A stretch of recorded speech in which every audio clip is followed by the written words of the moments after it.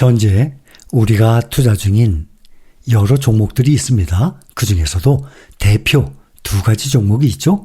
가장 대표적인 지수예요. S&P 500과 나스닥 100 ETF입니다.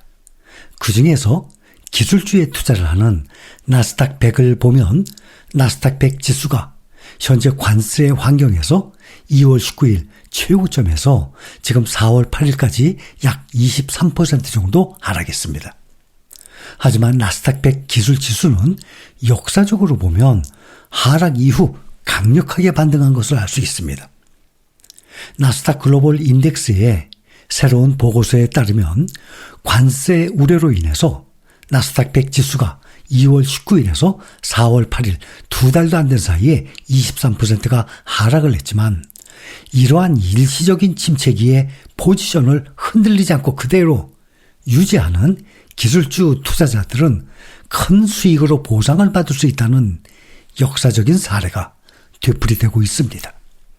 현재 시장 혼란 속에서 기술 주식에 대한 포지션을 유지할지 또 접을지, 그러니까 계속 보유할지 팔지 고민하는 투자자들 보면 나스닥의 리서치는 설득력이 있는 역사적인 사실을 제공해 주고 있어요.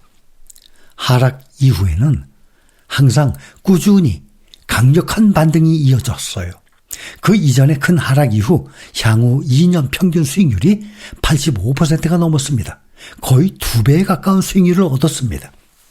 바로 얼마 전에도 22년 하락장 이후에 23, 24년 2년 동안에 2배 이상 올랐습니다. 최근의 매도로 인해서 나스닥 100의 예상 주가 수익 비율이 2022년 하락장 때 11월 그때 이후 지금 최저 수준 21.6으로 떨어진 상태입니다. 이러한 가치평가 하락이 기업의 매출과 이익의 이런 펀더멘탈 기본적인 것이 악화된 것이 아니라 군중 심리적인 면과 또 일시적인 시장 불확실성을 반영을 하고 있는 것입니다. 주식 투자에서 장기적인 이익은 특히 시장의 큰 하락 이후에 발생합니다. 투자자들은 일반적으로 이러한 기간 동안 투자를 함으로써 보상을 받았던 것이 역사적인 사실입니다. 나스닥 100에 대한 전망은 여전히 강세예요. 주가는 하락했지만 나스닥 100 기업들의 기본적인 사업 전망은 여전히 강세를 유지하고 있습니다.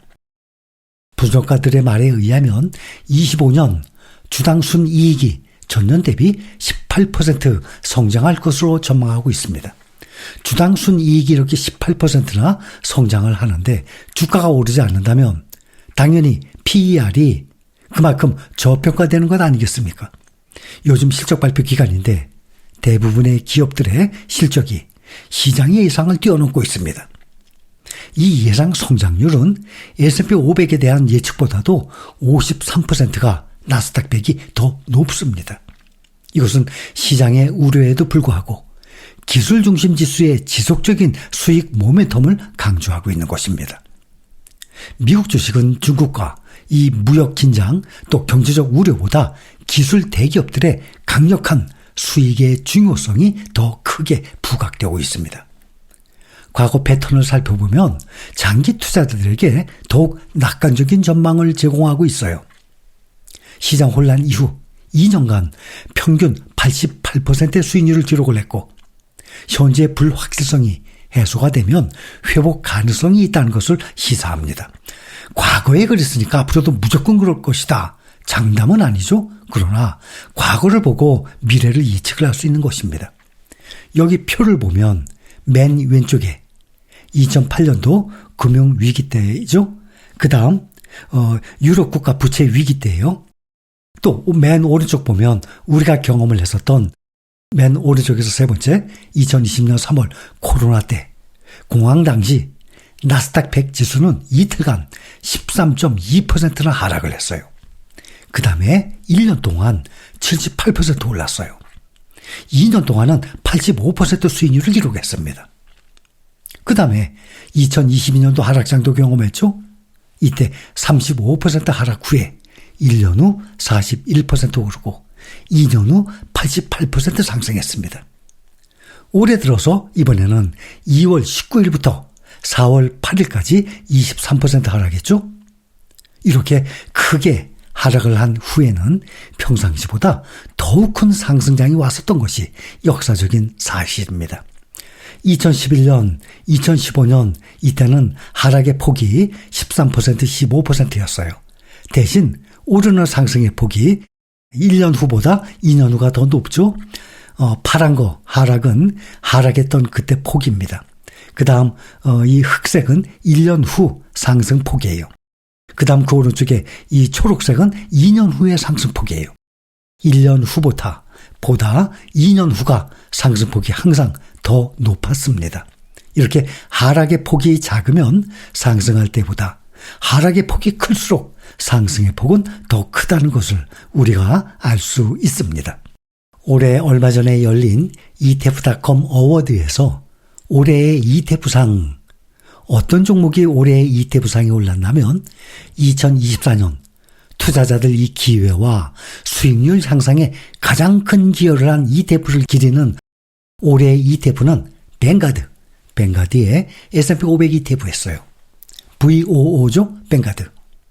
뱅가드의 VOO S&P 500 ETF에 수여되었습니다.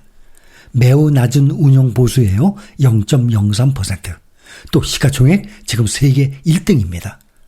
SPY를 제치고 드디어 세계 1등으로 올라섰어요. 이런 비중 덕분에 투자자들이 지난해 S&P 500 지수 상승을 견인을 한 가장 강력한 대형주 수익률에서 가장 큰 수혜를 누릴 수 있었습니다. 2024년 투자자들 사이에서 VOO의 인기가 높아짐에 따라서 이 펀드가 2025년에 세계 최대 ETF로 올라섰습니다.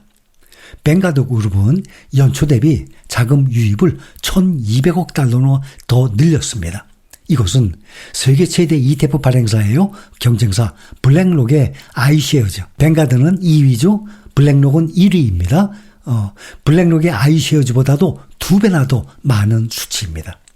그 다음 레버리지와 인버스 ETF를 보면 24년도에 뛰어난 펀드 운용, 거래량, 경쟁력 있는 수수료 비용, 또 투자자들에게 가장 좋은 결과를 보여줬던 최고의 레버리지 또는 인버스 펀드에 수여되는 올해의 레버리지 인버스 ETF는 바로 여러분들도 일부 투자하고 계시죠?